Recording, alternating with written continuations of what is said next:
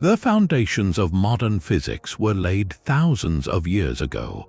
This video explores 25 mind-blowing examples of ancient knowledge that seem impossibly advanced. You will gain a new understanding of human ingenuity, seeing our ancestors not as primitive but as brilliant innovators. We will uncover sophisticated principles of mechanics, astronomy, and even quantum concepts discovered long before modern science claimed them. How did a 2,000-year-old Greek device predict solar eclipses with perfect accuracy? And why did a medieval sword contain nanotechnology? What do you believe is the greatest invention we have lost to time? It rests at the bottom of the Aegean Sea for 2,000 years, a corroded lump of bronze and wood encased in rock. In the year 1900, sponge divers off the coast of the Greek island Antikythera stumbled upon a Roman-era shipwreck, a treasure trove of statues and artifacts. Among the recovered items was what appeared to be a heavily calcified, unremarkable gear wheel, initially set aside as a curiosity. It was only years later, when the lump of corrosion cracked open, that the true wonder was revealed. Inside was not a single gear, but an intricate, interlocking system of at least 30 precise bronze gears, some with teeth barely a millimeter wide. This was the Antikythera mechanism, and it would shatter our understanding of ancient technological capability. This was not a simple timekeeper or a decorative object. It was a hand-cranked, portable computer designed to calculate the complex dance of the heavens. By turning a handle on the side, an operator could advance a pointer across a dial to any chosen date. The gears would then spin in a silent, mechanical symphony, moving other pointers to show the exact positions of the sun, the moon, and likely the 5 known planets against the backdrop of the zodiac. More astonishingly, it could predict lunar phases and with chilling accuracy solar and lunar eclipses. A small, subsidiary dial even tracked the 4-year cycle of the ancient Olympic Games. This was a miniature, working model of the known universe, built from bronze and human ingenuity. The implications are staggering. To create such a device, its unknown maker needed a sophisticated understanding of astronomy that went far beyond simple observation. They had to grasp complex mathematical ratios like the Saros cycle for eclipses, which lasts approximately 18 years, 11 days, and 8 hours. They then had to translate these abstract celestial cycles into precise physical engineering, designing gear trains with prime numbers of teeth to replicate irregular planetary motions. This demonstrates a conceptual leap from observing the sky to mechanically simulating its laws. The Antikythera mechanism proves that the seeds of computational science and mechanical engineering were not planted in the Renaissance or the Industrial Age, but in the workshops of the Hellenistic world, a knowledge so advanced it would not be matched again for over a millennium. It forces us to ask, if this one device survived the depths by sheer chance, what other marvels of ancient science were lost forever to time, their secrets dissolved by rust, fire, or the slow erosion of forgotten libraries? That single, salvaged computer from the sea hints at a world of lost knowledge, a civilization capable of modeling the cosmos with gears. But what if their understanding extended beyond the motions of the stars to the invisible forces that bind matter itself? In the dusty archives of the National Museum of Iraq, there sits a collection of objects that seem utterly mundane, yet whisper a possibility that rewrites scientific history. They are known as the Baghdad batteries. Discovered in the 1930s at a site near modern Baghdad, these artifacts date from the Parthian period, around 2,000 years ago. Each one consists of a simple clay jar, roughly the size of a fist. Inside each jar, archaeologists found a rolled copper cylinder, and within that cylinder, an iron rod. The rod was held in place by an asphalt plug, which sealed the top, insulating the two metals from each other while allowing them to both extend down into the jar's interior. To the untrained eye, it looks like a sealed container for a scroll, perhaps, but to a modern scientist, the configuration is hauntingly familiar. It is the basic blueprint for a galvanic cell. If you were to fill such a jar with an acidic electrolyte, something as common as vinegar or citrus juice, a chemical reaction would occur. The acidic liquid would interact with the two different metals, the copper and the iron, causing electrons to flow from one to the other through the electrolyte. Connect the iron rod and the copper cylinder with an external wire, and you would have a complete circuit producing a small but measurable electric current around 1 volt. The question, of course, is intent. Did the creators of these jars know they were generating electricity, or was this a happy accident of a design meant for something else entirely? Several theories attempt to explain their purpose. One compelling idea is electroplating, the process of using an electric current to coat a base metal, like silver, with a thin layer of a more precious metal, like gold. Artisans of the time were masters of gilding, and a weak current could have provided a novel, if mysterious, method for achieving a fine, even coat. Another theory suggests a form of early electrotherapy, where the mild tingling current was applied to the body for perceived medicinal or religious purposes. It is also possible the jars were simply used for storing sacred scrolls, and the unique metal configuration was purely coincidental, a way to protect the contents. Yet, the deliberate insulation of the metals with asphalt argues against a simple storage function. The asphalt plug is key. It meticulously prevents the two metals from touching, which would short-circuit any accidental current. This suggests a conscious design to separate the two conductors, a fundamental requirement for a functioning cell. Whether used for plating, therapy, or some other forgotten ritual, the Baghdad batteries present a profound challenge. They imply that a basic principle of electrochemistry, the conversion of chemical energy into electrical energy, was not discovered by Alessandro Volta in the year 1800, but was potentially understood and harnessed, however imperfectly, centuries earlier in the workshops of the Middle East. It forces us to wonder how many other fundamental forces were not discovered, but rediscovered, their first tentative applications lost in the rubble of fallen empires. Fire that could not be quenched by water must have seemed like a nightmare made real. For over 7 centuries, the naval supremacy of the Byzantine Empire was secured by a terrifying secret weapon known simply as Greek fire. Picture a Byzantine dromon, a sleek warship closing with an enemy fleet.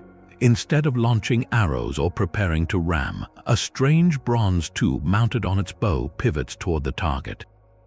With a roar and a hiss, a jet of liquid flame arcs across the water, striking the enemy ship's sails and wooden hull.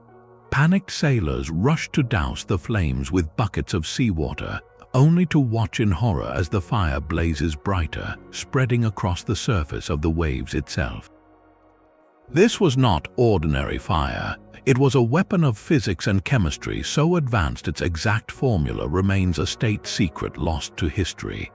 The Byzantine emperors guarded the knowledge with paranoid intensity, confining its production to a single family and threatening death to anyone who revealed it. Contemporary descriptions and modern analysis point to a petroleum-based napalm-like gel, likely distilled from crude oil seeps around the Black Sea. But the true genius and mystery lay in the additives. Historians and chemists theorize it contained quicklime, a substance that reacts violently with water, releasing intense heat. This would explain its infamous water resistance. Throwing water on it would only fuel the inferno. Other possible ingredients included pine resin for adhesion, making it stick to ships and skin, and saltpeter, which could have helped it ignite spontaneously upon contact. The delivery system was equally sophisticated.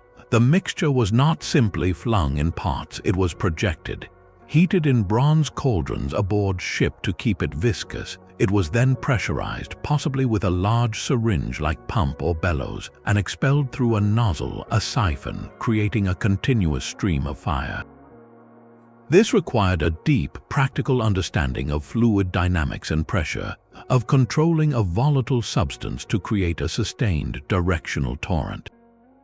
The psychological impact was as devastating as the physical damage. Greek fire was more than a weapon. It was a form of technological theater, a demonstration of divine favor that broke enemy morale before a boarding action could even begin.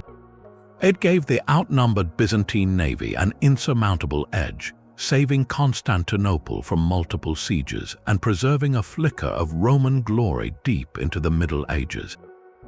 Its existence proves that ancient chemists were not mere alchemists seeking gold, but engineers mastering the violent properties of matter, manipulating combustion and hydrodynamics to create a force that defied the natural order, a literal flame that conquered the sea. While Greek fire mastered chemistry on a grand scale, another ancient innovation achieved perfection at the smallest imaginable level, woven into the very edge of a blade. For centuries, the finest warriors from the Crusades to the Mughal empires sought after swords of legendary Damascus steel. These were not ordinary weapons. They were celebrated in poetry and feared in battle for their impossible qualities. A blade that could slice through a silk scarf floating on air, yet parry a heavy broadsword without shattering. Their most famous feature was a mesmerizing, watery pattern on the surface, like rippling silk or wood grain frozen in metal. This pattern was not etched or inlaid for decoration. It was the visual signature of a microscopic masterpiece, a feat of metallurgy so advanced it borders on alchemy. The secret began not in Damascus but in distant India with a material called woot steel. Craftsmen would smelt iron with specific organic materials like leaves and wood in a closed crucible. This process created a high-carbon steel ingot, a lump of metal shot through with bands of a hard, carbon-rich compound called cementite. These Indian ingots were then traded to master smiths in the Middle East who possessed the real secret, the transformative forging technique. The smith would heat the woot's ingot and then hammer it, but not simply to shape it. They would repeatedly heat, fold, and forge the metal at precise, relatively low temperatures. This careful, controlled process did something extraordinary. It broke down the large, brittle bands of cementite from the ingot and redistributed the carbon into unimaginably small structures. For centuries, the reason for the blade's supreme performance was a mystery lost when the forging tradition died out in the 18th century. Modern materials scientists, using electron microscopes to examine genuine antique blades, were stunned by what they found. Within that distinctive wavy pattern, they discovered the presence of carbon nanotubes, tiny cylindrical structures of carbon atoms, and cementite nanowires. These are nanostructures engineering on a scale of billionths of a meter. The ancient forging process had, entirely through empirical skill and observation, created a composite material. The carbon nanotubes, some of the strongest structures known to science, provided incredible tensile strength and flexibility, preventing the blade from snapping. The hard cementite nanowires gave it a lasting, razor-sharp edge. The beautiful surface pattern was essentially a map of this exquisite internal architecture. These blacksmiths had no concept of nanotechnology, no microscopes to guide them. They worked by feel, by sight, by the color of the heated metal, and by knowledge passed down through generations. Yet, through this rigorous hands-on mastery, they consistently produced a material that manipulated matter at the molecular level to achieve ideal properties. It was an intuitive, practical grasp of material science centuries before the field even had a name.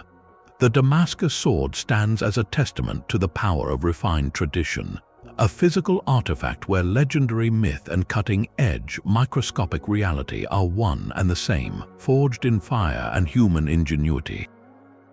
The mastery of fire, whether on the sea or in the forge, reveals an ancient drive to harness nature's raw power. But one legendary tale pushes this idea to its most audacious extreme, transforming sunlight itself into a weapon of war. During the siege of Syracuse in the 3rd century before Common Era, the brilliant inventor Archimedes is said to have devised a terrifying defense against the invading Roman fleet. As the ships approached the city walls, soldiers aligned along the shore raised large, polished bronze shields, angling them to catch the Mediterranean sun. According to the chroniclers, these mirrors focused the light into a single, searing point on the wooden hulls of the Roman galleys, until the beams ignited the ships in a burst of flame, repelling the invasion with nothing but concentrated sunlight. The story of Archimedes' death ray has captivated imaginations for 2 millennia, standing at the perfect intersection of myth and nascent physics. The central question is not just whether it happened, but whether it could have. The concept is sound in theory. It is the principle of the solar furnace, using parabolic reflectors to converge parallel rays of sunlight to a single focal point, where the intense concentration of thermal energy can generate extreme heat. The key variables are the size and polish of the mirrors, the precision of their alignment, and the distance to the target. A single handheld shield would be utterly insufficient. But an organized array of dozens or even hundreds of large, highly polished bronze plates, each acting as a modest reflector, could theoretically combine their energy. Modern attempts to test the legend have yielded mixed but fascinating results. In the 1970s, a Greek engineer used 70 copper mirrors to set a wooden fishing boat aflame from a short distance. A team from the Massachusetts Institute of Technology later attempted a more rigorous experiment, finding that while they could create charring and small flames on a stationary target under ideal conditions, maintaining the precise focus on a moving, rocking ship in a battle scenario would have been extraordinarily difficult. The physics suggests it was borderline possible, but just barely, requiring perfect weather, unwavering discipline from the defenders, and a target that remained still long enough for the heat to accumulate. Whether historical fact or a powerful embellishment, the legend's enduring power lies in its conceptual brilliance. It demonstrates that the ancients were thinking about energy not just as something to release from chemicals or fuel, but as a phenomenon that could be collected, directed, and amplified from an ambient source. Archimedes, a genius who calculated pi and explained levers, was certainly capable of understanding the optics of reflection. The death ray story, true or not, symbolizes an early grasp of renewable energy weaponization, a 1,000-year leap in imagining how the fundamental laws of light could be bent to human will. It transforms the sun from a life-giving god into a potential instrument of defense, an idea so advanced it feels at home more in science fiction than in ancient history. While Archimedes sought to weaponize light, another Greek thinker listened for a hidden music in the cosmos itself. Pythagoras, a name synonymous with triangles, proposed an idea far more profound and poetic. He believed the universe was not silent. As the planets moved through the heavens, he taught, their motions corresponded to perfect mathematical ratios, and these ratios produced a sublime, eternal harmony, a music of the spheres. This was not merely a beautiful metaphor, it was a revolutionary hypothesis born from a startling discovery in his own workshop. Legend says he was passing a blacksmith's forge when he noticed the different tones produced by hammers of various weights. Intrigued, he began his own experiments, likely with a monochord, a single string stretched over a movable bridge. He found that dividing the vibrating string into simple whole number ratios produced the most pleasing consonant intervals. Pluck a string, then stop it exactly at the halfway point, and the new note was an octave above the first, a ratio of 2:1. Divide it at 2/3 of its length and you heard a perfect fifth, a ratio of 3:2. At 3/4, a perfect fourth, 4:3. The beauty of music, he realized, was not arbitrary, it was mathematical. It was the physics of vibration made audible.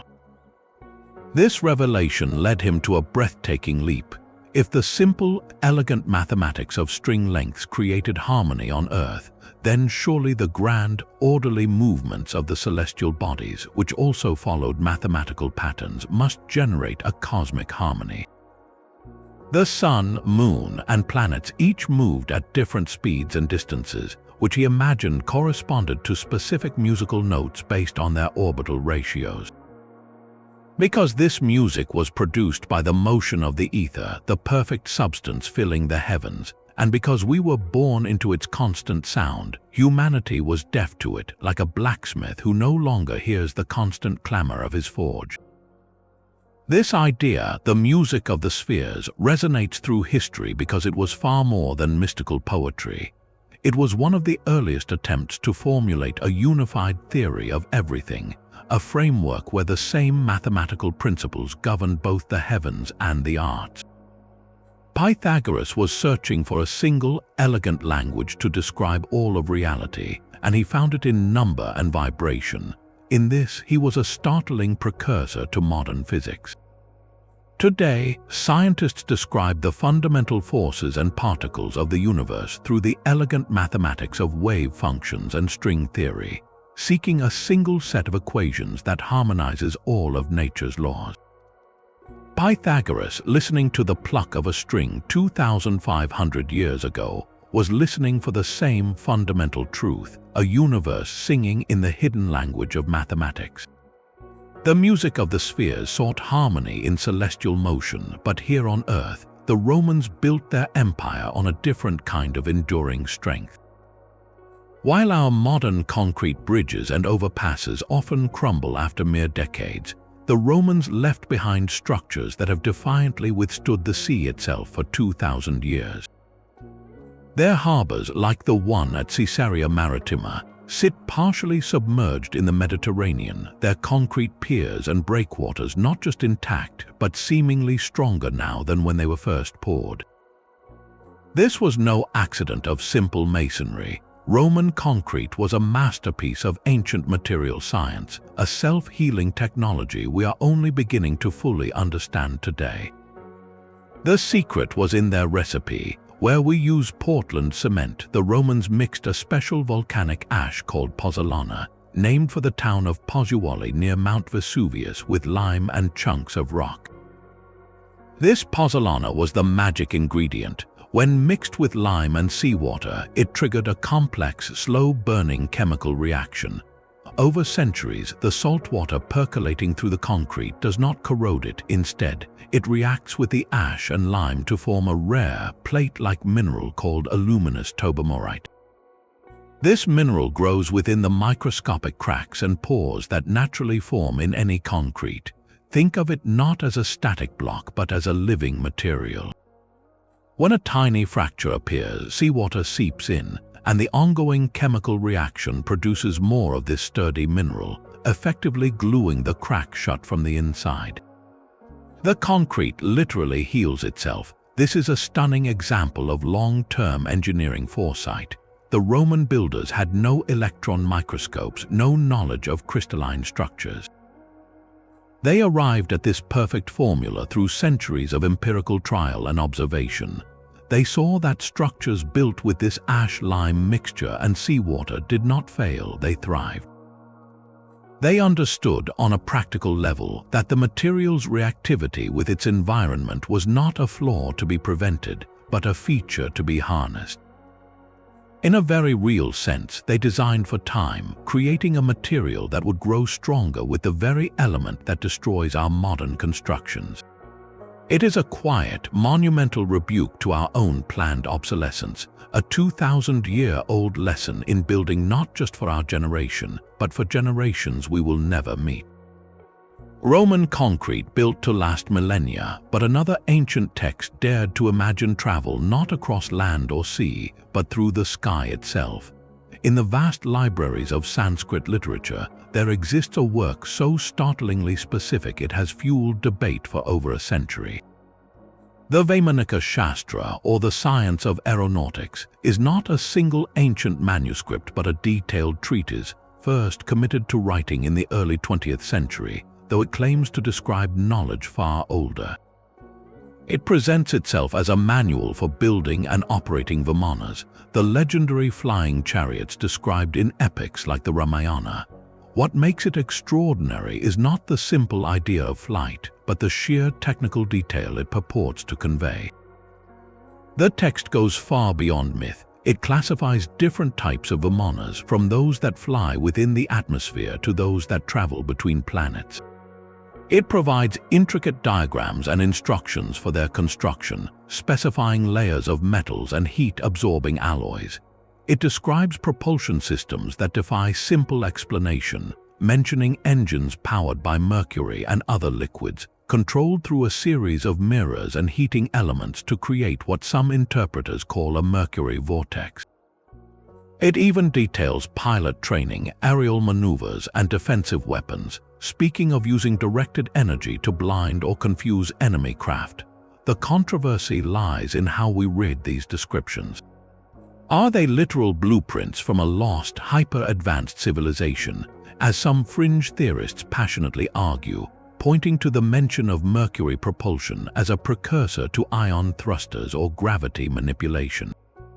Are they elaborate mythological allegories where the language of machinery symbolizes spiritual ascent and psychic powers? Or are they perhaps a fascinating historical artifact of the human imagination, a form of speculative engineering where ancient scholars, observing nature and physics, attempted to conceptualize how flight might mechanically work, blending observed principles with philosophical concepts? The mention of mercury is particularly tantalizing. Mercury, or quicksilver, was known to the ancients and fascinated alchemists worldwide for its unique liquid metal properties. The idea of using it in a vortex engine suggests an intuitive, if not practical, grasp of using rotational energy and fluid dynamics for motive power. It reflects a deep-seated human drive to solve the problem of flight not with wings, but with machinery, to master the sky through invention rather than imitation. Whether a record of lost technology, a symbolic text, or an ancient thought experiment, the Vaimanika Shastra stands as powerful evidence that the conceptual leap to mechanized flight, to anti-gravity and energy-based propulsion, is not a modern obsession. It was a dream meticulously detailed in the minds of thinkers thousands of years ago, proving that the longing to break the bonds of Earth and the ingenuity to imagine how it might be done are among humanity's oldest and most persistent sciences. 2,000 years before modern seismographs, a Chinese scholar solved a problem no one else even knew existed. In the year 132, during the Han Dynasty, Zhang Heng presented the court with a masterpiece of art and engineering he called the Hufeng Didongyi, an instrument for measuring the seasonal winds and the movements of the earth. From the outside, it was a breathtaking bronze vessel, perhaps 6 feet across, adorned with mountains and rivers. Circling its top were 8 sculpted dragons, each facing one of the cardinal directions. Below each dragon's open mouth sat a corresponding bronze toad, its own mouth agape in anticipation. The elegance was more than decorative, it was the interface for a world-changing invention. Inside that sealed vessel, Zhang Heng had placed a delicately balanced, inverted pendulum. Imagine a heavy mass suspended from the top, free to swing in any direction but held perfectly still at the center. The genius was in its sensitivity. When a tremor from a distant earthquake reached the instrument, the ground would shift subtly beneath it. The heavy pendulum, due to its inertia, would tend to stay in place as the vessel moved around it. This relative motion would cause the pendulum to swing, bumping against an internal lever mechanism connected to one of the 8 dragons. That lever would release a bronze ball clutched in the dragon's jaws. The ball would drop with a loud, resonant clang directly into the mouth of the toad below, providing both a visual and auditory alert. The direction of the quake was instantly clear. It came from wherever the dragon had released its ball. This was not magic, it was profound physics made mechanical. Zhang Heng understood a principle that would not be formally articulated in the West for over 1,500 years. Seismic waves travel outward from an epicenter and can be detected directionally through their ground motion. His device did not just sense shaking, it performed a basic vector analysis identifying the source azimuth. historical records attest to its accuracy. On one occasion, the dragon facing west dropped its ball, though no tremor was felt in the capital. Days later, a messenger arrived from a region hundreds of miles to the west, reporting a devastating earthquake had struck at the exact moment the instrument had activated. The court was stunned. They had detected a catastrophe they could not feel, over a distance they could scarcely believe. Zhang Heng's seismoscope represents a monumental leap in human thought. It moved the understanding of earthquakes from the realm of supernatural omens or local calamities into the domain of measurable, distant geophysical phenomena. It was the world's first functional seismometer, a device born from an intuitive grasp of inertia, wave propagation, and mechanical transduction. Long before anyone knew what a P wave or S wave was, a silent pendulum in a bronze jar was listening to the earth itself, translating its deep rumblings into a simple, brilliant signal, a single bronze ball falling into the waiting mouth of history. A bronze ball falling into a toad's mouth measured the Earth's hidden tremors, but to navigate its vast, featureless oceans required a different kind of perception. For the Vikings, the greatest challenge was not the storm, but the overcast, a sunless gray sky that could leave a longship disoriented for days in the open North Atlantic. Yet their sagas speak of sailing straight courses under just such conditions. How did they do it? The answer may lie in a mysterious tool mentioned in medieval texts, the solarstein or sunstone. This was likely no mythical object, but a piece of a specific crystal, Icelandic spar, a transparent form of calcite. To the untrained eye, it is just a clear, rhomboid-shaped stone. But in the hands of a skilled navigator, it became a window to the invisible sun. The magic is in a property called birefringence. When light enters the crystal, it splits into two separate beams, each vibrating in a different plane. This is polarization. On a completely overcast day, the sun's light still reaches the earth, but it is scattered by the clouds, becoming diffuse and seemingly directionless. However, that scattered light retains a subtle pattern of polarization, a faint signature of the sun's position in the sky. A Viking navigator would hold the sunstone up to the sky and slowly rotate it. Looking through the crystal, they would see two overlapping images of the sky's brightness. By turning the stone until those two images matched in intensity, they could find the polarization angle that aligned with the hidden sun's position. It was not a perfect pinpoint, but it gave a reliable bearing, a line to follow across the trackless sea. This was not magic, it was applied physics. The Vikings had no theory of light waves or electromagnetic fields. They discovered, through generations of empirical trial and observation, that this particular crystal revealed a hidden truth about light when the sky was blank. They learned to read the crystal's visual language, to interpret the subtle play of brightness within it as a compass pointing to a celestial body they could not see. This practical mastery of polarized light, of optical mineralogy, gave them a staggering navigational edge centuries before the magnetic compass became reliable in their northern latitudes. It represents a profound kind of knowledge, one written not in books but in the practiced feel of a crystal in the palm and the sharp, searching gaze of a navigator who knew that even when the world seems uniform and empty, it still holds a secret direction for those who know how to look. The Vikings read the hidden sun in a crystal, but halfway across the world, another civilization charted the heavens with a precision that feels almost alien. Deep in the jungles of Mesoamerica, the Maya built their cosmology not on gears or glass, but on meticulous observation and a numerical system of breathtaking abstraction. Their astronomers, perched atop stone pyramids that served as celestial observatories, tracked the movements of planets with an accuracy that rivals modern calculations.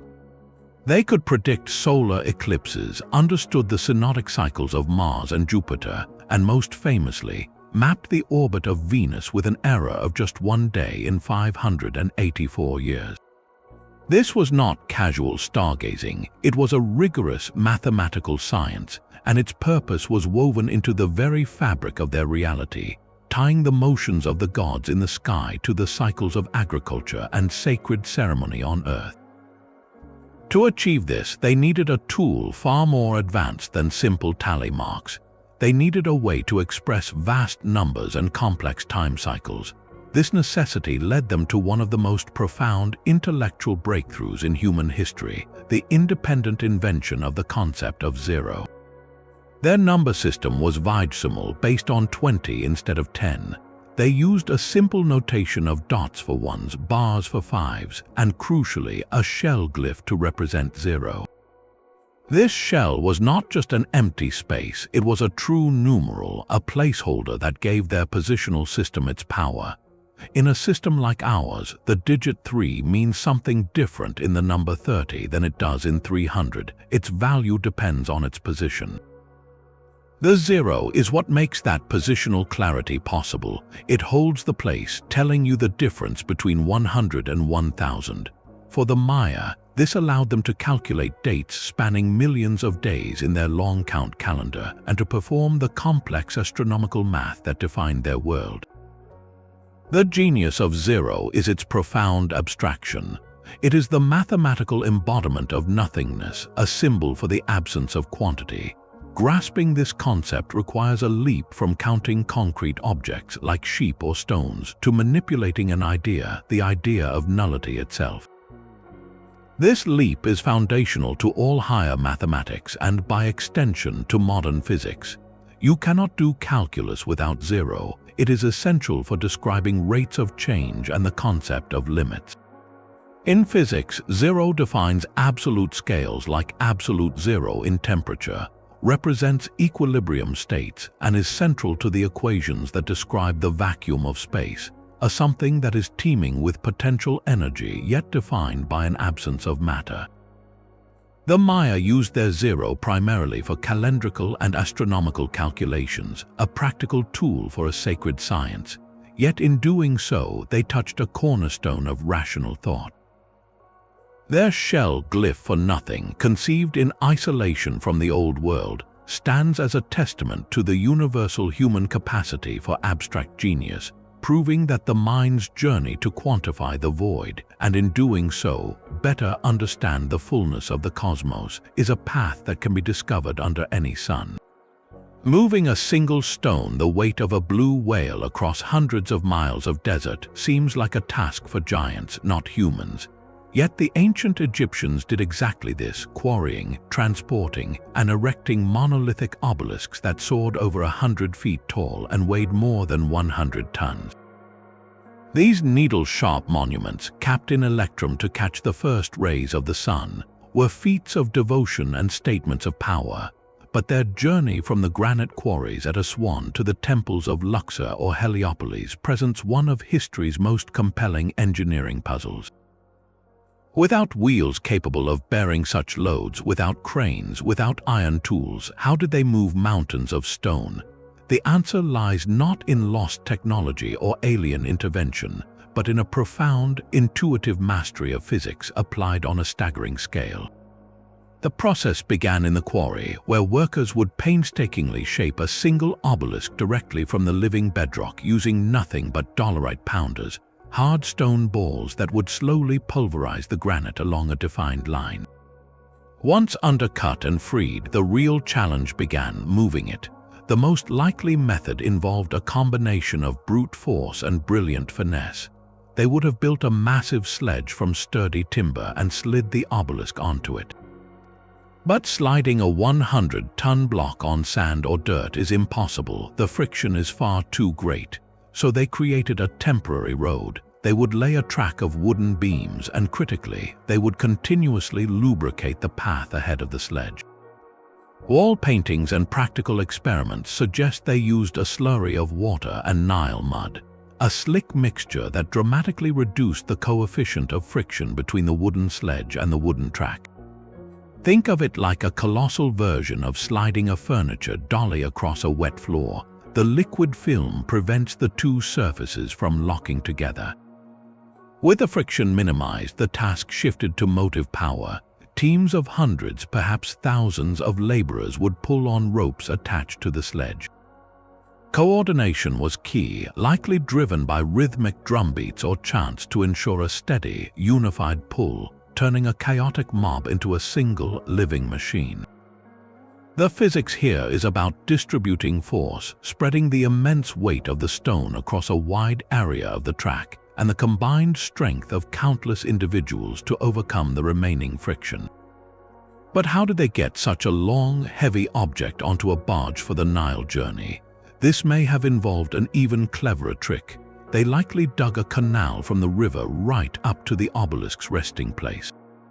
They would then build the barge in the canal beneath it, packing the space between the barge and the canal walls with sand.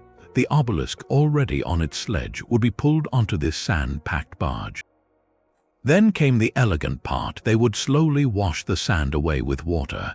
As the sand flowed out, the barge would float upward, gently lifting the obelisk from its cradle and taking its full weight. This is a direct application of fluid dynamics and buoyancy, using water not just as a transport medium, but as a lifting agent. Finally, at the temple site, they faced the most dangerous task, raising the obelisk from horizontal to vertical. This likely involved a giant earth ramp built at a careful angle. They would drag the obelisk up the ramp, base first, until its foot hung over a prepared foundation pit. Then, using a pivot of some kind and a system of ropes and counterweights, they would slowly, incrementally lower the base down while the top rose into the sky, a terrifying ballet of leverage and control where one misstep meant catastrophic collapse. Every step of this process reveals a deep, working knowledge of physical laws, the reduction of friction, the mechanics of leverage, the principles of buoyancy and distributed weight. They were not writing equations, but they were solving them in stone and sweat, demonstrating that the most advanced engineering of the ancient world was often a symphony of simple principles, executed with flawless coordination on a monumental scale.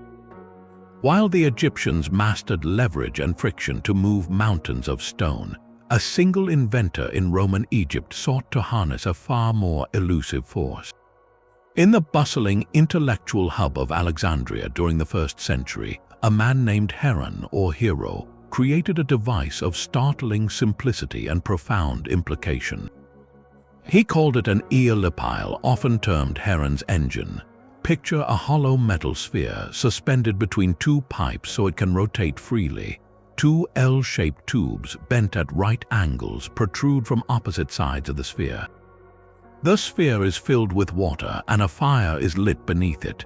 As the water boils, steam builds inside the sealed sphere, seeking any way to escape. The only exits are those bent nozzles. The steam rushes out, jetting from the openings, but because the nozzles are pointed tangentially, like the spokes of a wheel, the escaping steam does not just shoot straight out, it pushes back against the sphere. This is the principle of action and reaction in its purest, most elegant form.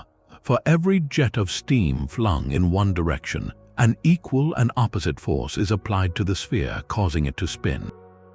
The hotter the fire, the greater the steam pressure, and the faster the sphere whirls, a mesmerizing, whistling metal globe spinning on a column of its own power. Heron had built the world's first recorded steam engine. He understood the core concept of converting thermal energy from fire into kinetic energy, into motion. The physics at play was identical to what would, nearly 1700 years later, drive the turbines of the Industrial Revolution and later still propel jet aircraft and rockets into the sky. A modern jet engine works on the exact same foundational principle, action and reaction, burning fuel to expel a high-velocity stream of gas backward, which thrusts the engine and the aircraft attached to it forward.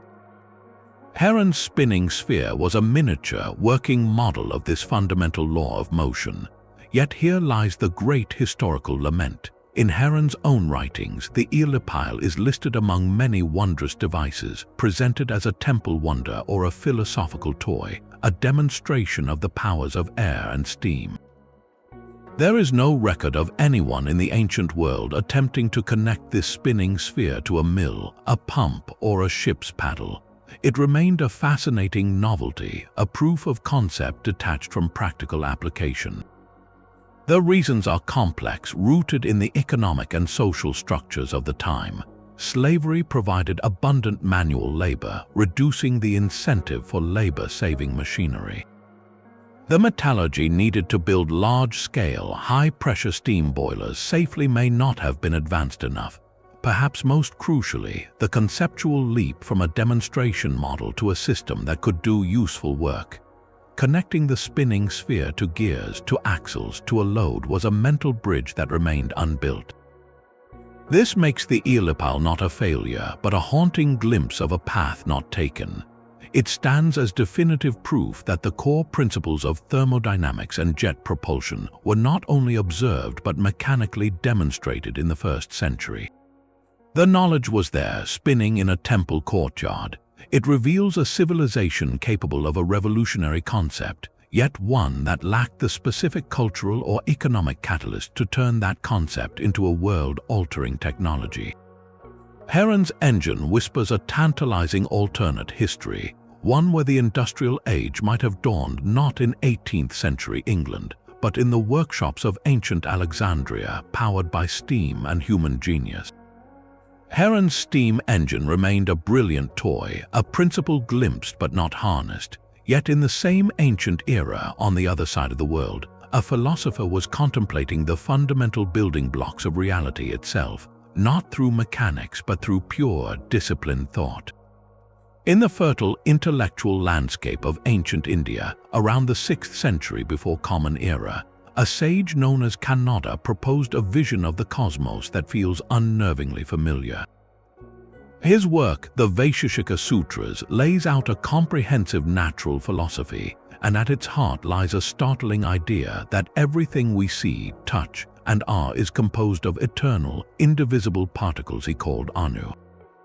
The word itself means atom, that which cannot be cut. Kannada reasoned that if you take any object, a clod of earth, a cup of water, a piece of gold, and begin dividing it again and again, you must eventually reach a point where no further division is possible. This ultimate, uncuttable particle was the Anu, but Kannada's atomic theory was far from a static, lifeless concept. He taught that these Anu are in a state of constant vibration, perpetual motion. They are not inert specks but dynamic entities, and their ceaseless activity is the very source of all change in the material world. Furthermore, he proposed that different types of Anu possessed distinct inherent qualities, what he called guna. Some Anu carried the potential for taste, others for smell, color, or touch. The immense variety of substances we experience arises from the nearly infinite combinations of these basic particles, joining in twos, threes, and larger assemblies to form the objects of our reality. This framework is breathtaking in its foresight. It predates the Greek philosopher Democritus, who independently proposed a similar atomic theory about a century later by several generations. While Democritus famously envisioned atoms and the void, Kannada's system is arguably more nuanced, incorporating not just the particles but their intrinsic properties and dynamic behavior. The parallels to modern particle physics are where the mind truly reels. Kannada's Anu, vibrating perpetually, echo the quantum mechanical understanding that at the subatomic level there is no true rest, only probabilities and vibrations. His idea that different Anu possess different fundamental qualities mirrors our modern classification of elementary particles, quarks and leptons, each with specific properties like charge, spin, and mass that define how they combine to build protons, neutrons, and atoms.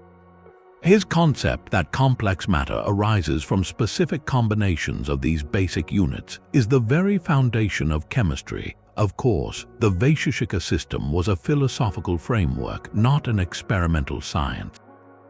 Kannada arrived at these conclusions through logic, observation, and meditation, not through particle accelerators or cloud chambers. He wove his atomic theory into a broader spiritual worldview, where understanding the physical universe was a step toward liberation. Yet this does not diminish its brilliance. It represents a monumental leap of the human intellect, a structured attempt to explain the diversity of the material world by reducing it to a finite set of fundamental dynamic components. It shows that the urge to find a simple, elegant basis for the complexity of nature is not a modern obsession but a timeless human pursuit. Long before we could see an atom, a thinker in ancient India reasoned it must exist, described its essential nature, and in doing so, sketched the first draft of a particulate, vibrating, and astonishingly dynamic universe. The atom's silent vibration in Kenoda's mind found its audible echo not in a laboratory, but under the open sky of Greece. In the sanctuary of Epidaurus, a theatre carved into a hillside around the 4th century before Common Era possesses an acoustic phenomenon so perfect it defies belief.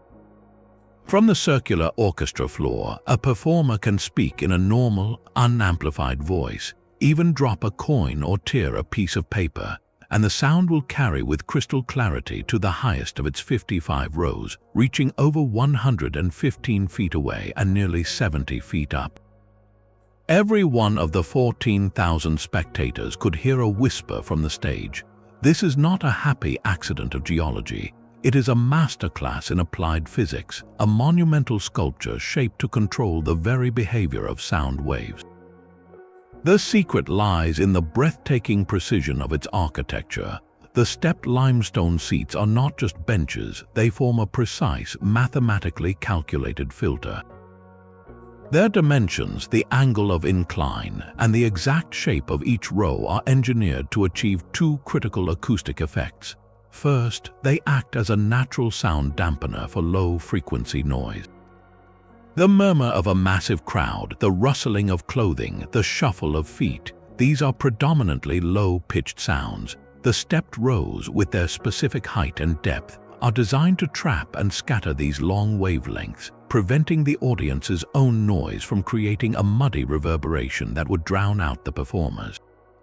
Second, and more brilliantly, the architecture amplifies the high-frequency sounds from the stage.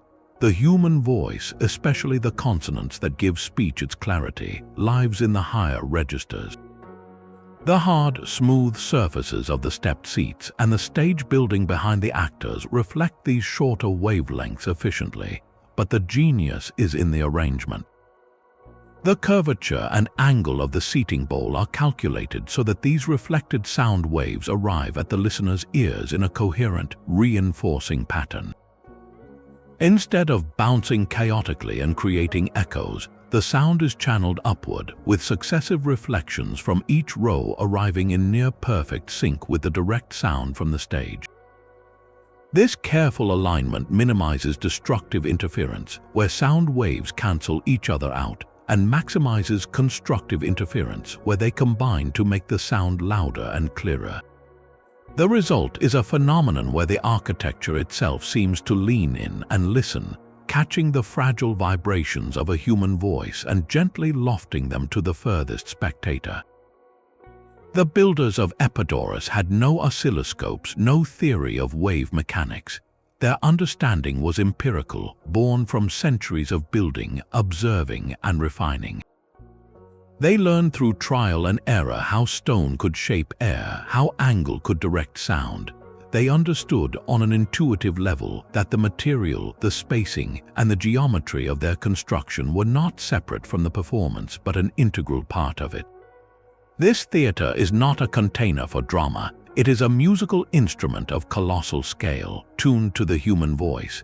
It represents a fusion of art and science so complete that the boundary disappears, where the desire for shared story and emotion drove one of the most sophisticated applications of acoustics the world would see for over 2,000 years. That theater tuned to the human voice was a triumph of controlling waves in air.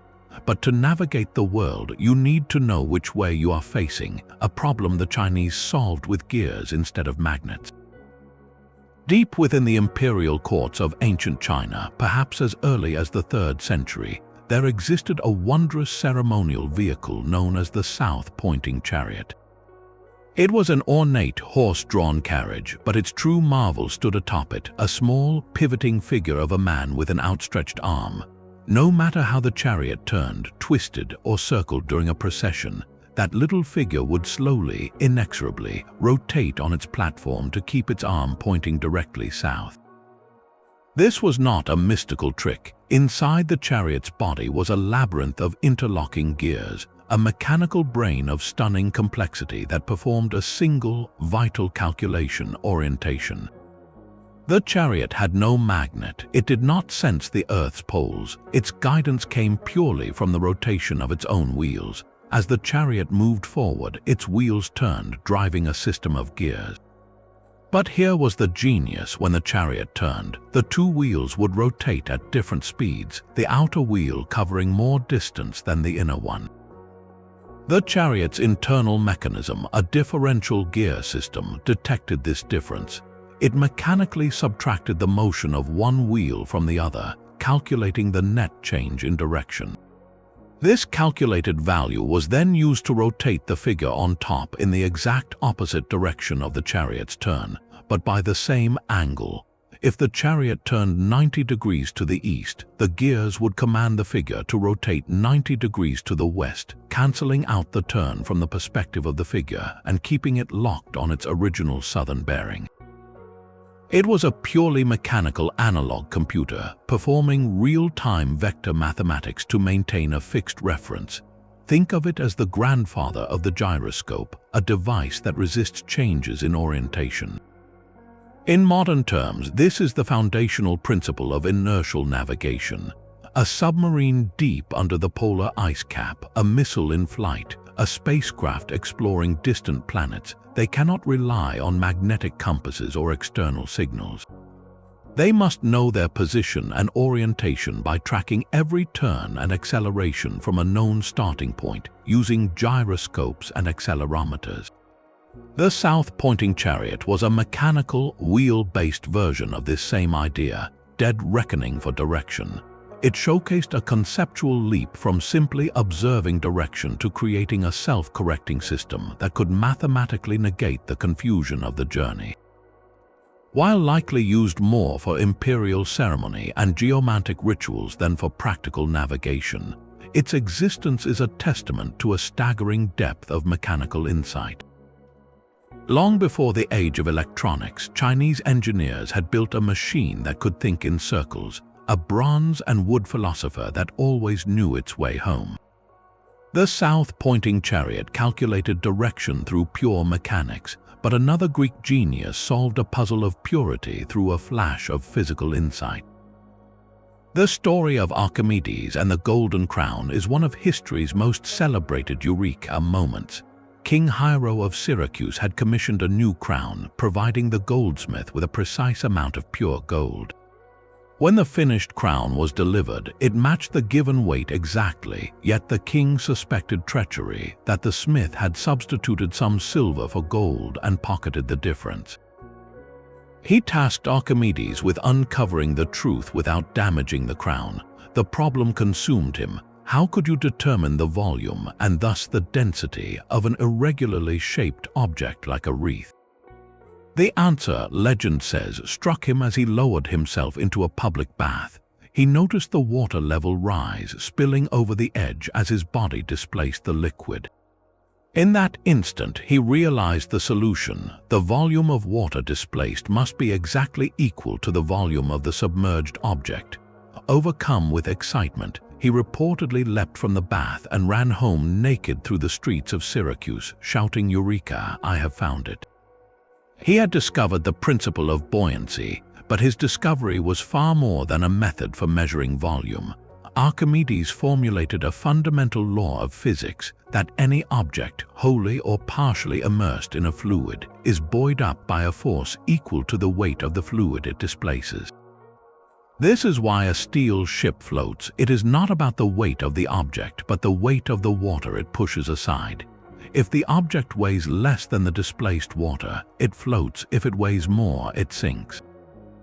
To solve the king's riddle, Archimedes first immersed a lump of pure gold equal to the crown's weight and measured the water displacement. He then did the same with the crown itself.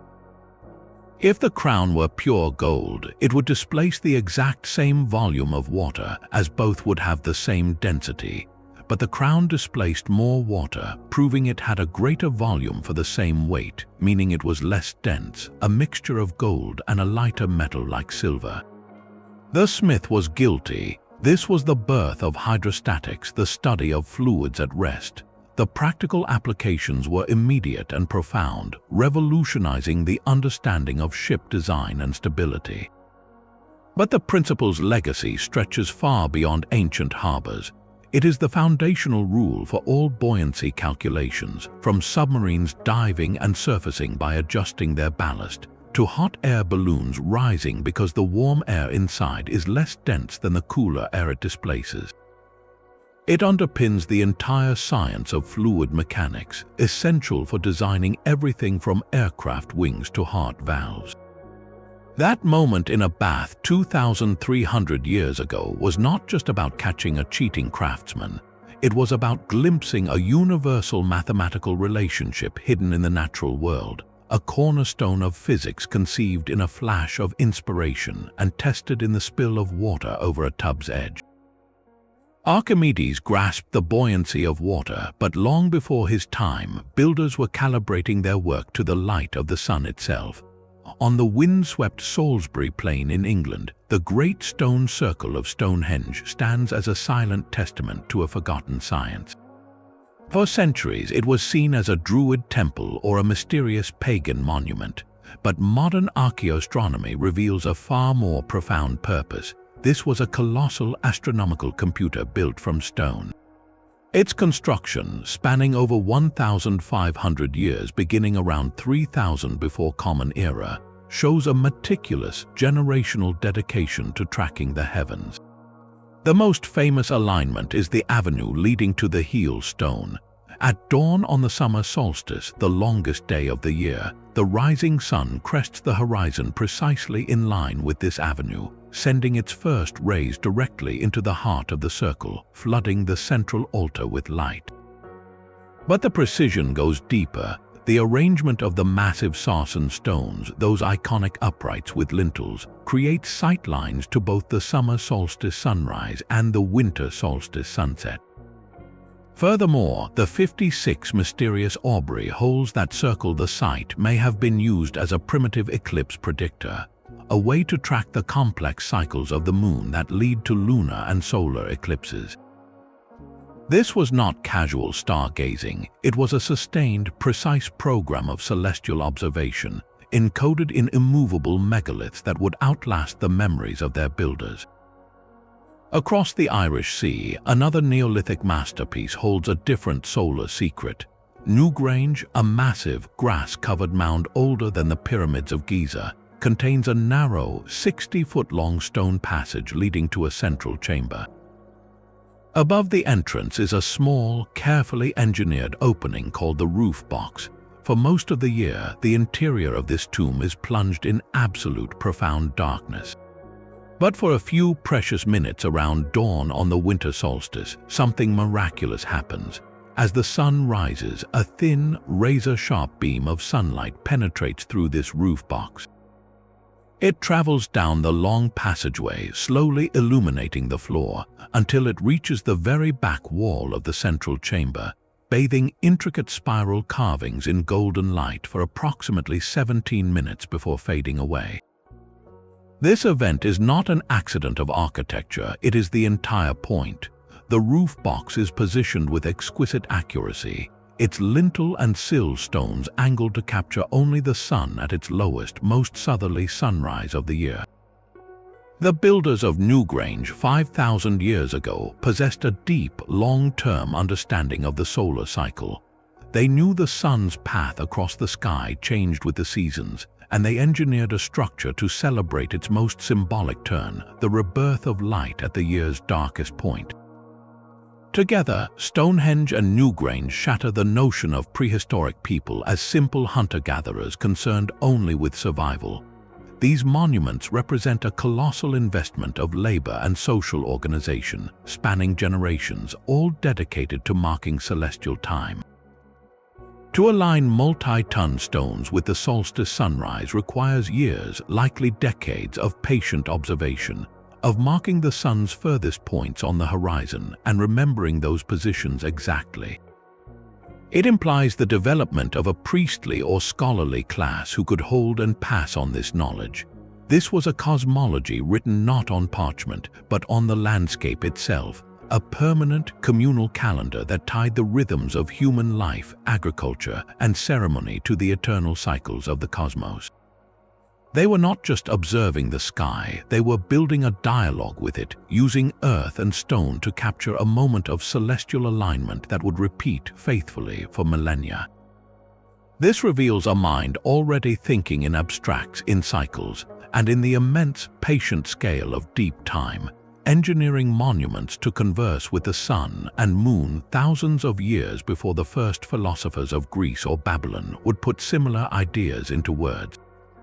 Deep within the crypts of the Temple of Hathor at Dendera, a stone relief carved 2,000 years ago presents a puzzle that seems to leap from the pages of modern science fiction. It shows a large, elongated object shaped like a pear or a bulb. Inside this bulb, a snake stretches its body in a straight line, its head touching the narrow end. The snake is held aloft by a pillar, and from the base of the bulb, a cable-like line runs to a box upon which a baboon-like god sits. To a contemporary eye, the resemblance is uncanny. It looks exactly like a giant incandescent light bulb, complete with a filament and a power cord. This image, often called the Dendera light, has become a cornerstone for theories of ancient electricity, a smoking gun for those who believe the Egyptians illuminated their deep, windowless tombs and temples with artificial light. The interpretation is seductive. Could this be a technical diagram for a device powered by something like the Baghdad batteries, a lost technology for generating brilliant light? Proponents point to the absence of soot in many subterranean chambers as evidence, arguing torches or oil lamps would have left clear marks. They see the snake as a glowing filament, the pillar as a socket, the cable as an insulated wire, and the box as a power source or transformer guarded by the deity. It is a compelling narrative of forgotten high technology, suggesting the priests of Hathor were not just spiritual leaders but electrical engineers. Mainstream Egyptology, however, deciphers the scene through a very different lens, one of mythology and symbol. In this view, the bulb is not a bulb at all, but a lotus flower, a potent symbol of creation in Egyptian belief. The snake emerging from it is the god Harmonies, a manifestation of the sun god, representing the first light of dawn and the force of life bursting forth from the primordial waters, symbolized by the lotus. The pillar is a jed pillar representing stability, and the cable is actually a ceremonial serpent staff. The entire scene is a complex cosmological tableau depicting the moment of creation, the birth of light from the cosmic flower, not the operation of a lamp. This orthodox reading is supported by countless other reliefs where similar lotus and snake motifs appear in clearly symbolic contexts, never as part of any practical apparatus. The debate between these two interpretations is a perfect case study in how ancient knowledge is filtered through modern eyes. Our world is defined by electrical light, so we instinctively see a light bulb. An ancient Egyptian whose world was defined by solar mythology and natural cycles saw a story of divine genesis. The absence of soot in tombs has other plausible explanations, perhaps the use of polished metal mirrors to reflect sunlight deep into shafts, or simply the fact that these spaces were sealed soon after completion and rarely visited with smoky torches. Yet the controversy is valuable precisely because it refuses to die. It forces us to confront the limits of our understanding. Could a symbolic representation have been inspired by a real, if rarely used, technology, a way to make the miracle of artificial light fit into their religious framework? Or is this purely a case of pareidolia, our brains finding familiar patterns where none were intended? The Dendera relief may not prove ancient Egyptians had light bulbs, but it brilliantly illuminates the tension between symbol and substance, and the human desire to find our own reflection, even our own technology, in the sacred art of the distant past. While the Dendera relief remains a debate between symbol and science, one Greek thinker left no room for ambiguity with a theory that shattered the very foundation of the cosmos. In the 3rd century before Common Era, on the island of Samos, a mathematician and astronomer named Aristarchus looked at the heavens and dared to propose the unthinkable.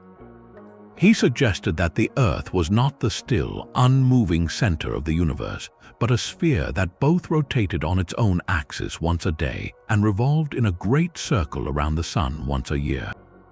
This was a heliocentric model, with the Sun correctly placed at the center, nearly 1800 years before Copernicus would famously revive the idea.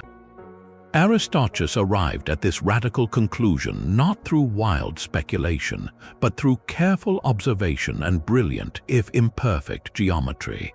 His only surviving work on the sizes and distances of the Sun and Moon reveals his methodical mind.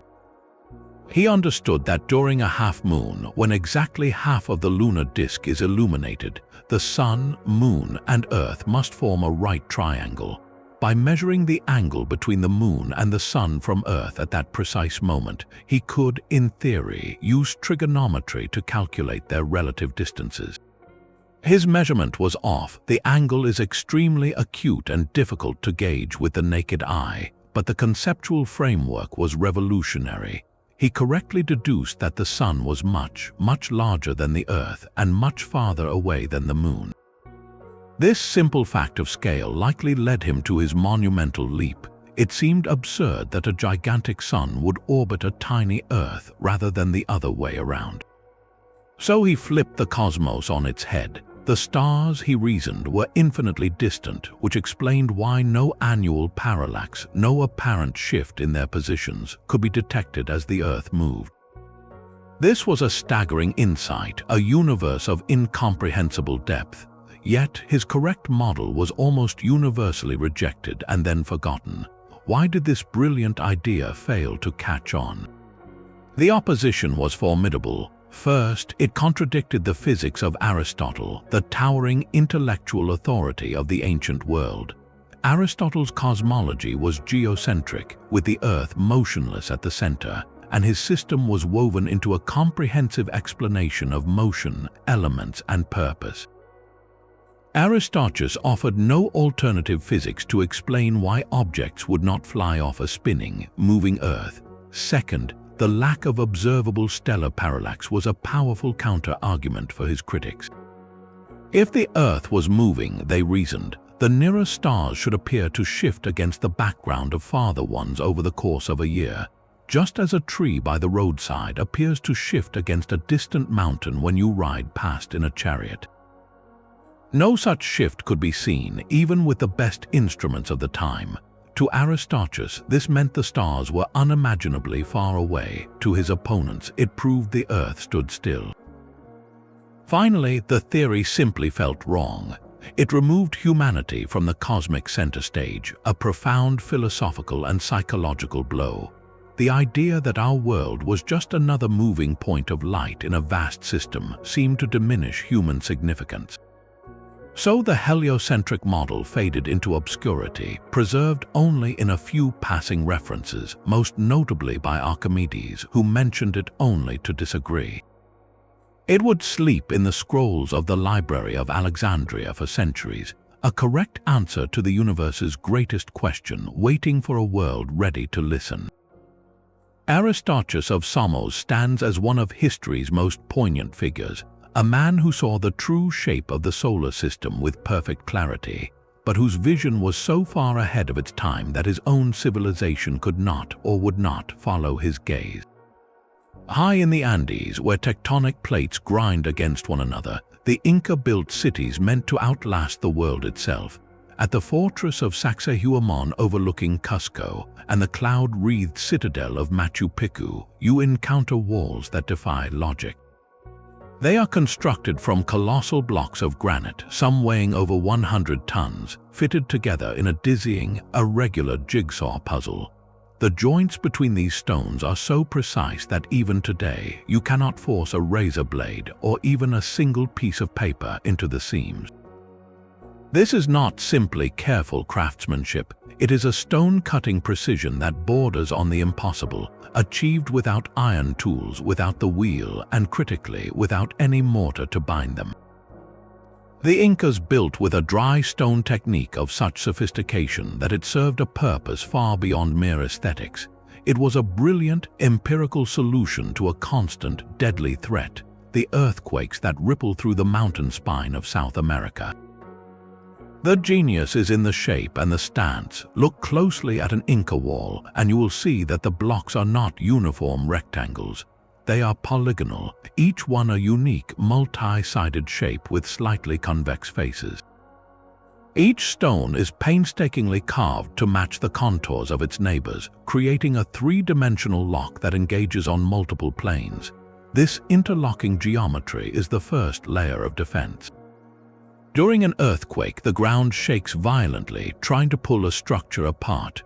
A wall made of uniform, rectangular blocks stacked in neat rows is vulnerable. The seismic waves can easily slide the layers apart, causing the entire wall to collapse like a house of cards. But an Inca wall, with its intricate, irregular puzzle piece joints, cannot slide in a single, clean plane. The stones are locked together in too many directions, forcing any seismic energy to travel through a complex, tortuous path within the wall itself. This dissipates the energy, turning a massive, destructive shove into countless tiny, absorbed movements. The second brilliant feature is the batter, the slight inward tilt of the walls. Inca walls are never perfectly vertical. They lean subtly inward toward the top.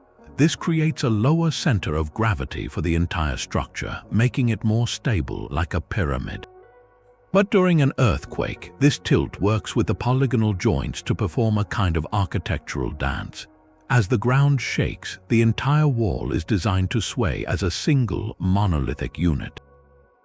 The stones, already tightly interlocked, compress and shift minutely against each other, their angled faces guiding the movement inward and downward, back toward the wall's base and the solid earth. Then, when the shaking stops, gravity and the precise fit simply pull everything back into place. The wall settles perfectly realigned, having danced with the earthquake and won. This represents an intuitive, profound mastery of structural engineering and physics. The Inca stonemasons had no formal theory of seismic wave propagation or load distribution. They learned through observation, through trial and error across generations, how to build structures that worked with the forces of nature rather than resisting them rigidly. They understood on a practical level that a flexible, interlocked system could absorb and redistribute dynamic forces that would shatter a rigid one. They were designing for resilience, for eternity, creating stones that could hold a conversation with the trembling earth and come to an agreement, settling back into a silent, enduring embrace. They built cities that could dance with earthquakes, but to truly master the Pacific, you must learn to read a language written in waves and stars. The Polynesian expansion stands as humanity's most audacious feat of exploration, a story not of continents discovered by accident, but of an ocean deliberately and systematically conquered by design. Beginning around 3,000 years ago, in canoes carved from giant trees and lashed together with coconut fiber, these voyagers set out from Southeast Asia. With no compass, no sextant, no charts, and no metal tools, they navigated across thousands of miles of open ocean, discovering and settling every habitable island across the Pacific Triangle, from Hawaii to New Zealand to Easter Island, an area covering nearly a third of our planet's surface. They did not wander, they sailed with purpose, guided by a science so sophisticated it was encoded entirely in memory, song, and keen sensory observation. This was wayfinding, a living physics of the natural world. At its heart was a celestial map memorized from childhood. Navigators, called PWO in some traditions, knew the precise rising and setting points of over 200 stars. They did not see static constellations, but a moving compass. Each star was a beacon that marked a specific direction as it climbed from the sea or sank below the horizon. As one star rose too high or set, another would take its place on the same bearing, creating what they called a star path, an invisible highway across the night sky that pointed unerringly toward a distant island. But the sky was only part of the map. During the day or under cloud cover, they turned to the ocean itself. This is the art of wave piloting. The open Pacific is not a flat, featureless plain. It is patterned by a complex interference of swells generated by distant weather systems and the constant trade winds. A master navigator, often lying in the canoe to feel the motion more purely, could detect these subtle, intersecting wave trains.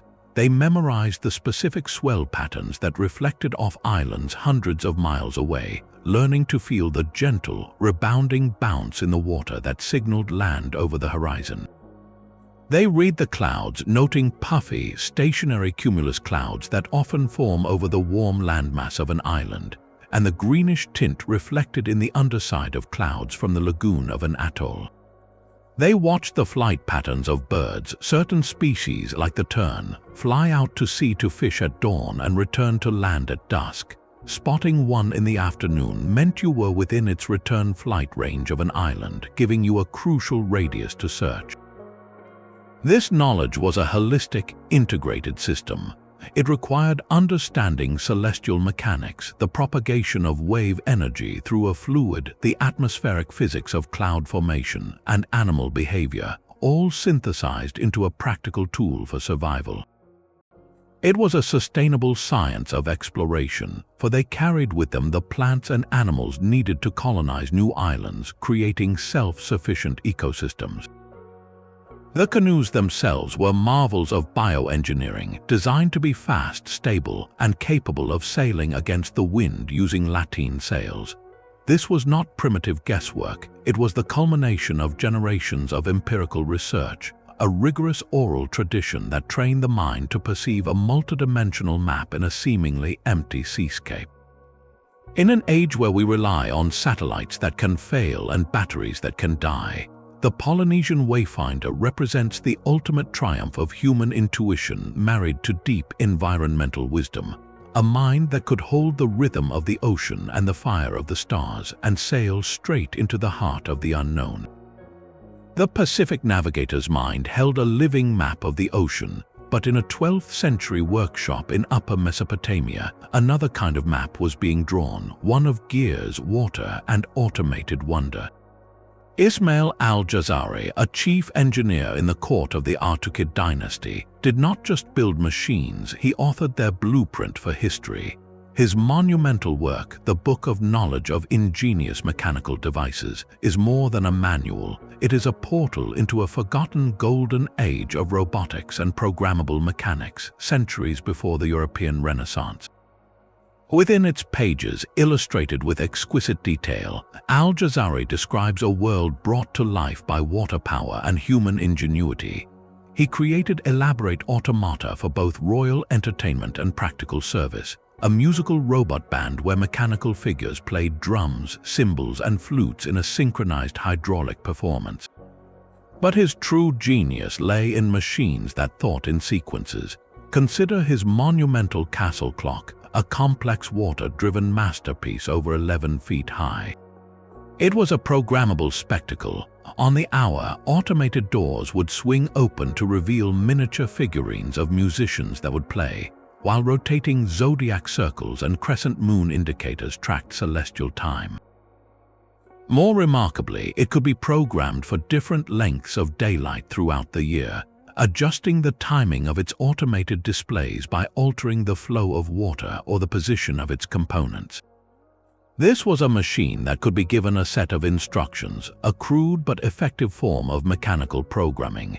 Perhaps his most enduring contribution to the physics of motion was his systematic use of the crankshaft and camshaft. While earlier cultures used simple cranks, al-Jazari integrated them into complex assemblies, converting the rotary motion of a water wheel into the reciprocal back and forth motion needed to pump water, lift heavy loads, or power his automata.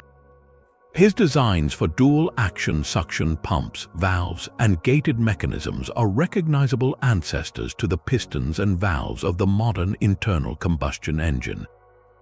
He was engineering the very language of automation, the means by which one type of motion could be transformed and controlled to perform another task reliably, again and again.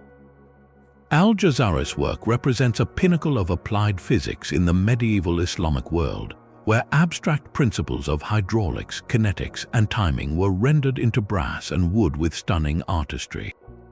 He stood at a crossroads between craftsman and scientist, documenting his inventions with such precision that they could be replicated, ensuring this knowledge would flow like the water in his clocks into the future.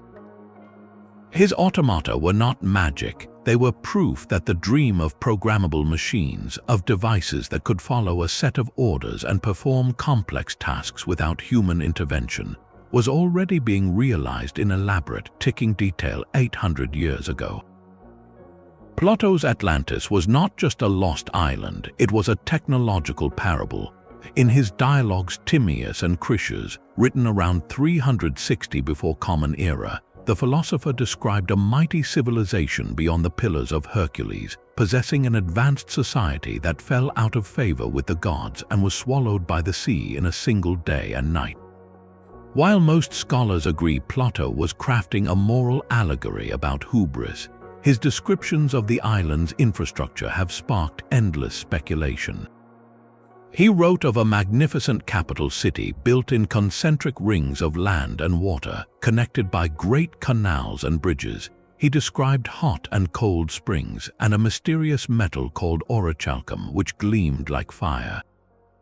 For those searching for evidence of a real, advanced precursor culture, these details are tantalizing clues. Modern fringe theories have seized upon one element in particular, the idea that the Atlanteans powered their society with a master technology, crystals.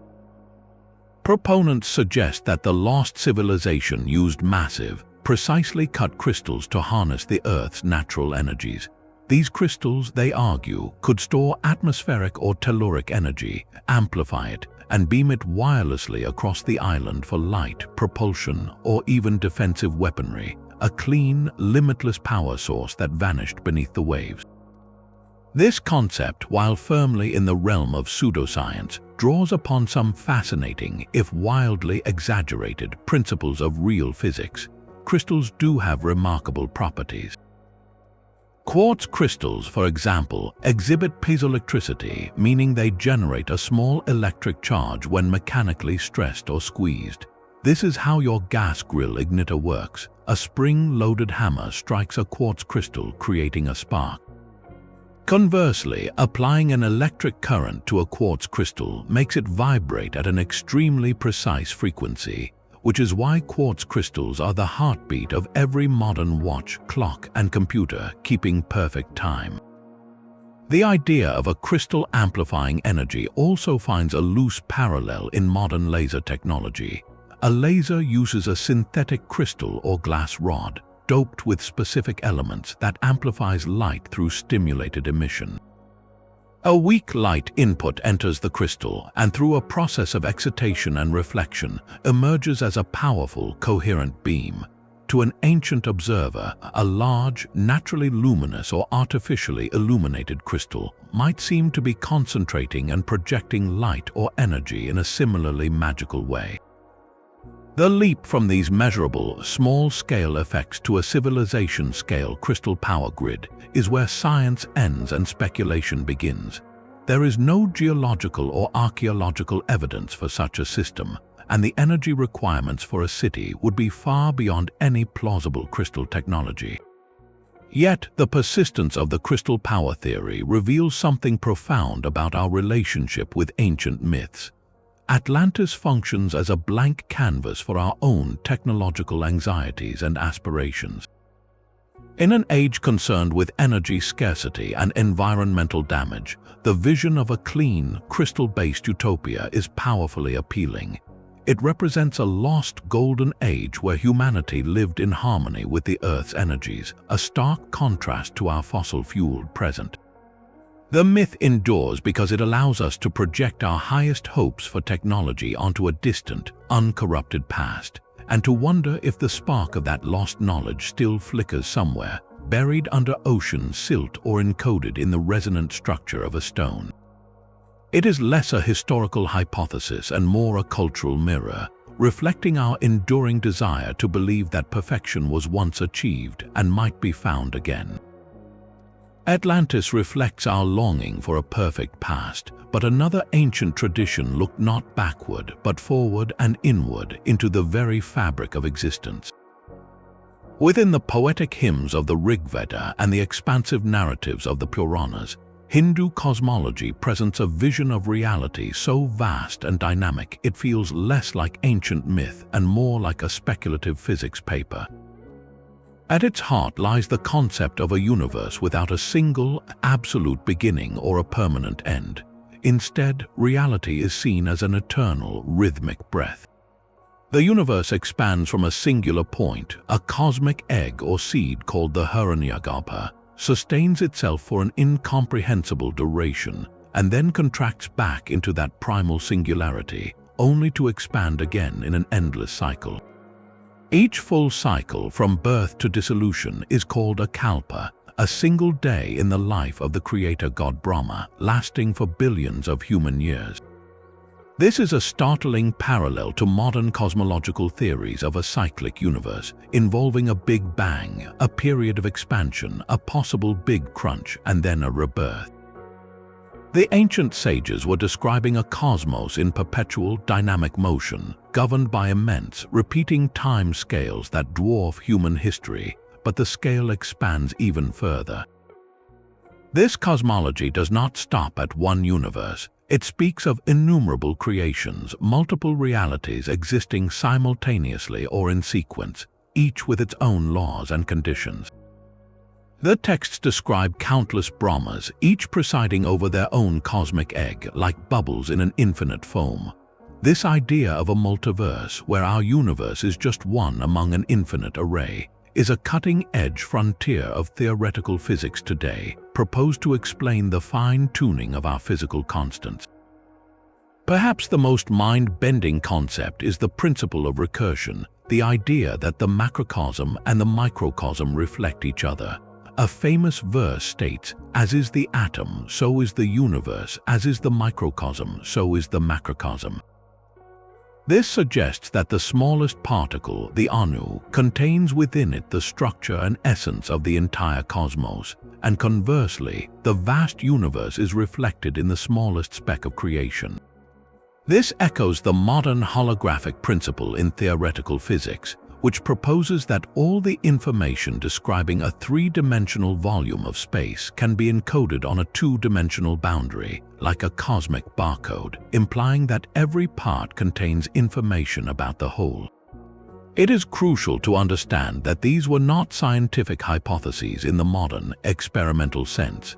They were philosophical and spiritual insights arrived at through deep meditation, introspection, and a profound contemplation of nature's patterns. The sages were seeking to understand the nature of Brahman, the ultimate reality, and in doing so, they conceived of models for the manifest universe that required a breathtaking capacity for abstract thought. They were comfortable with scales of time and space that stretched the imagination to its breaking point, with cycles within cycles and realities within realities.